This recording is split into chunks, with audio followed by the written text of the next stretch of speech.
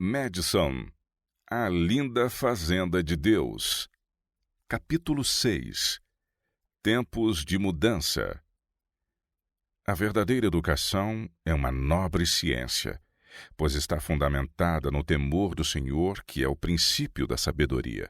Fundamentos da Educação, página 528. Na primeira parte do século XIX, um despertamento religioso começou nos Estados Unidos. Em meados daquele século, as 60 instituições de ensino superior, representantes das maiores denominações protestantes dos Estados Unidos, sentiram necessidade de reforma. John J. Schaeffer e um amigo haviam formulado e colaborado para um esquema em que escolas pudessem ter trabalho manual como parte do currículo. Sugeriram que essas escolas fossem estabelecidas fora das cidades. Com essa ideia em mente, a Oberlin College, em Ohio, foi fundada. O objetivo de sua criação era funcionar como um centro de reforma.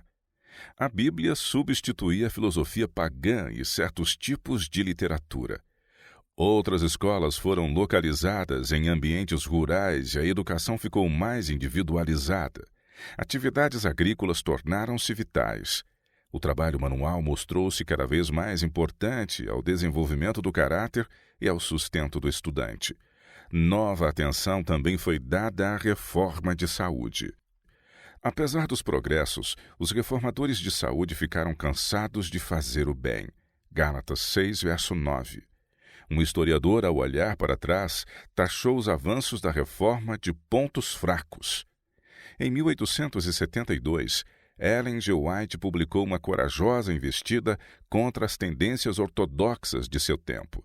Com santa firmeza, nascida da consciência de seu papel de mensageira da verdade, expôs seus pontos de vista à Igreja. Os líderes apenas parcialmente convencidos seguiram seu direcionamento com passos fracos e vacilantes. Durante 20 anos, ela instou, aconselhou e advertiu. Então retirou-se para a Austrália, onde demonstrou na Avondale School o que os educadores dos Estados Unidos não conseguiram compreender. Embora Ellen White estivesse na Austrália, não deixou de avisar, advertir e instruir por meio de artigos e muitas cartas publicadas. Em 1891, escreveu: Entrasse Cristo em nossas instituições de educação para a mocidade, ele as purificaria como fez com o templo, banindo muitas coisas que exercem influência contaminadora. Em junho de 1896, discursou novamente ao Barrow Creek College, centro religioso da denominação. Oh, se alguma vez um templo terrestre precisou de purificação, as instituições de Barrow Creek precisam dela agora. Em novembro daquele ano, o pastor Olsen fez a seguinte confissão na igreja de Battle Creek. De tempos em tempos, esta igreja e estas instituições têm recebido solenes e importantes mensagens de advertência e instrução. Mas essas mensagens não receberam a atenção cuidadosa que mereciam, e a reforma que conclamavam não foi realizada. Pouco antes do início da reunião da Associação Geral de 1897 em Collegeville, Nebraska, Ellen White escreveu da Austrália: Aos meus irmãos nos Estados Unidos, se eu pudesse receber as alegres novas de que a vontade e o espírito dos que em Battle Creek têm permanecido declaradamente como líderes se emanciparam dos ensinos e da escravidão de Satanás, do qual por longo tempo haviam estado cativos, estaria disposta a atravessar o imenso Pacífico para ver os seus rostos mais uma vez. Mas não estou ansiosa de vos ver com uma percepção fraca e com mente obscurecida, por terdes escolhido as trevas em vez de a luz. Apesar dos líderes em Battle Creek não agirem de acordo com o conselho que Ellen White havia dado, mesmo assim Deus enviou seu Santo Espírito para mover o coração dos estudantes da faculdade. Ela escreveu em 1896, O Senhor Deus do céu tem feito com que seu Santo Espírito opere de tempos a tempos nos estudantes, na escola, a fim de que o reconheçam em todos os seus caminhos, de modo a poder-lhes dirigir os passos. Por vezes tem sido tão positiva a manifestação do Espírito Santo que os estudos foram esquecidos, e o maior mestre que o mundo já teve fez ouvir sua voz. Durante 4 anos, de 1893 a 1896, Edward Sutherland, o jovem presidente do Walla Walla College, diligentemente estudava com seus coobreiros aquelas mensagens vindas da Austrália. E com fervorosa oração e sincera dedicação, eles praticavam aqueles ensinos na instituição.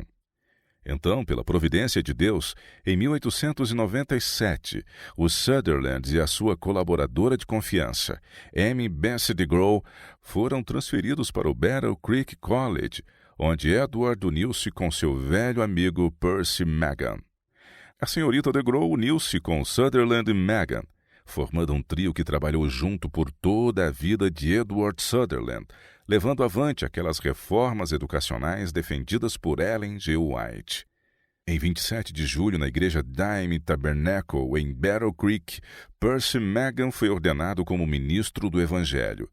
O sermão ficou a cargo de seu amigo Edward Sutherland. Agora, o caminho estava completamente preparado para que esses dois educadores seguissem unidos em dedicada obediência à luz sobre educação que viera por intermédio de Ellen G. White. Percy Magan, que pertencera ao corpo docente de Battle Creek por vários anos, ofereceu forte apoio ao novo presidente, Edward Sutherland. Sob sua liderança, a faculdade mudou seu sistema de estudos. O currículo tornou-se mais flexível, permitindo aos estudantes escolher os tópicos desejados. A edição da revista Review and Herald, de 1º de novembro de 1897, veiculou um anúncio do presidente Sutherland oferecendo cursos breves para estudantes maduros, obreiros missionários, professores, contadores e colportores.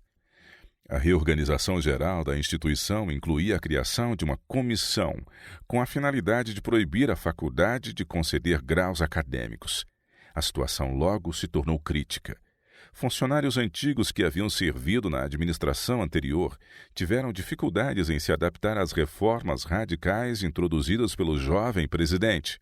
Os estudantes também tiveram dificuldades para reformular as ideias que estavam bem enraizadas em suas mentes. Então, o presidente Sutherland, agora um jovem de 32 anos de idade, achava-se entre o peso da inércia de um lado e suas próprias convicções fervorosas de outro. Assim, enfrentava a prova mais severa de todas. Em meio a essa situação tensa, vieram as seguintes impressionantes palavras da Austrália. Agora, como nunca dantes, precisamos compreender a verdadeira ciência da educação. Se deixarmos de compreender isso, jamais teremos lugar no reino de Deus. E a vida eterna é esta, que te conheçam a ti, o único Deus verdadeiro, e a Jesus Cristo, a quem enviaste. João 17, verso 3. Se é esse o preço do céu, não deveria então nossa educação ser conduzida nessas linhas? Essa declaração da mãe White encorajou o jovem presidente e esclareceu o assunto. Como Paulo, não lutou contra o sangue e a carne, mas se apressou em obedecer à visão celestial.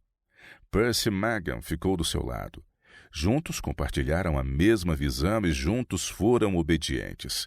Encorajaram-se mutuamente no Senhor. Percy, se defendermos firmemente o correto, Deus não deixará nenhum homem ou grupo de homens derrotar-nos, disse Edward ao amigo enquanto caminhavam pelo campus. Talvez tenhamos de passar por situações difíceis, mas Deus nos fará prosperar se permanecermos leais aos testemunhos. Percy Magan pensou por um momento. Por que é tão difícil para muitas dessas boas pessoas enxergarem que os testemunhos são uma revelação de Deus? Os dois amigos continuaram caminhando com a decisão fortalecida de que iriam seguir a luz revelada pela mãe White, não importando as consequências. Os poderes persuasivos do presidente Sutherland provaram-se grandes e inspirados o suficiente para habilitá-lo a levar avante suas reformas e prosseguir com seu programa. Às vezes, avançava mais rápido do que os demais obreiros podiam acompanhar. No entanto, de modo geral, incríveis mudanças tiveram lugar e uma melhora genuína ocorreu. Como o plano de Deus para uma faculdade pode ser levado avante em um campus de 2,8 hectares? O presidente Sutherland perguntou a seus conselheiros, e ainda mais na cidade. Quando o presidente Sutherland olhou para o pequenino campus e pensou nos muitos hectares de Walla Walla College, também pensou nos conselhos da mãe White. O estudo da agricultura deve ser o ABC da educação dada em nossas escolas. Percebeu então quão longe do ideal de Deus o Battle Creek College se encontrava. Passaram-se aproximadamente 20 anos desde quando Ellen White havia aconselhado os líderes de Battle Creek acerca da importância de terra disponível para cultivo como parte do treinamento da faculdade, assim como oficinas de trabalho manual sob a incumbência de homens competentes para instruir os estudantes sobre os vários aspectos do trabalho físico. Ela os advertiu de que muito se perderia caso falhassem em unir o esforço físico ao trabalho mental, e advertiu contra permitir que os estudantes ocupem suas horas vagas com divertimentos frívolos que enfraquecem as faculdades físicas, mentais e morais.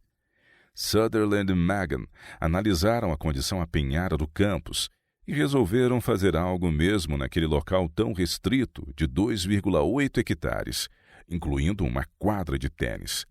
Vamos transformar a quadra de tênis e o campo de beisebol em uma horta, sugeriu Edward Sutherland. Pode contar comigo, disse Percy Magan, enquanto arregaçava as mangas.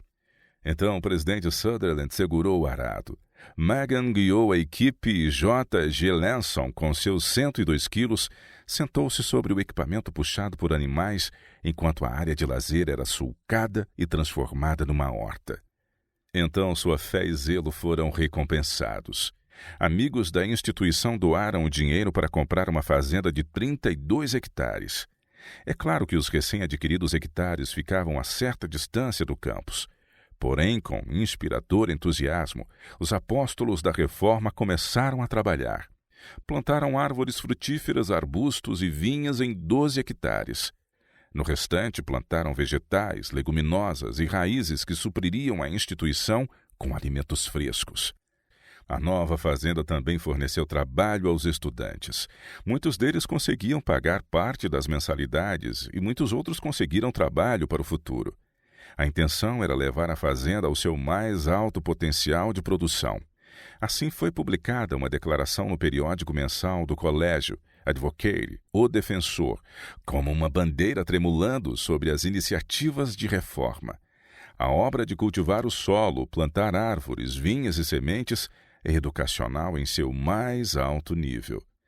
Toda reforma vigorosa encontra obstáculos no início e depois vai perdendo a intensidade. O movimento reformatório ocorrido no Battle Creek College não foi exceção.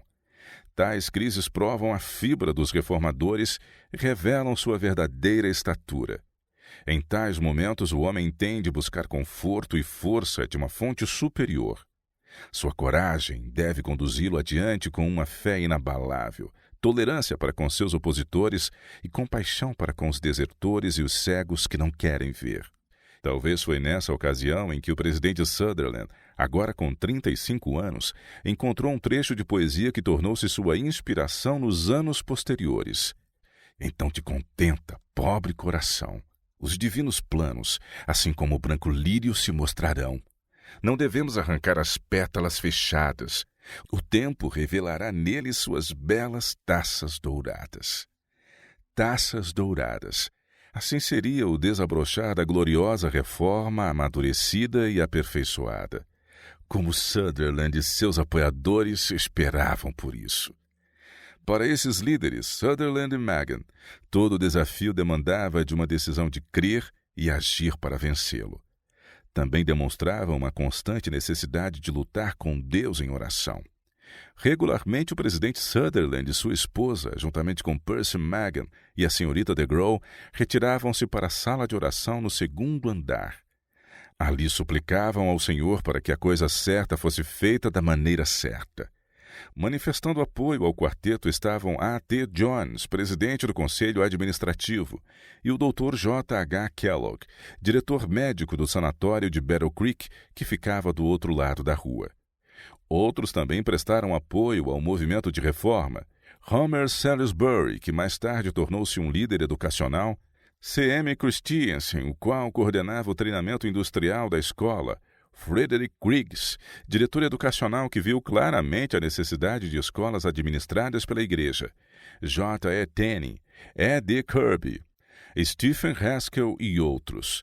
Também havia muitos outros líderes da igreja apoiando aquele núcleo de reformadores em Battle Creek.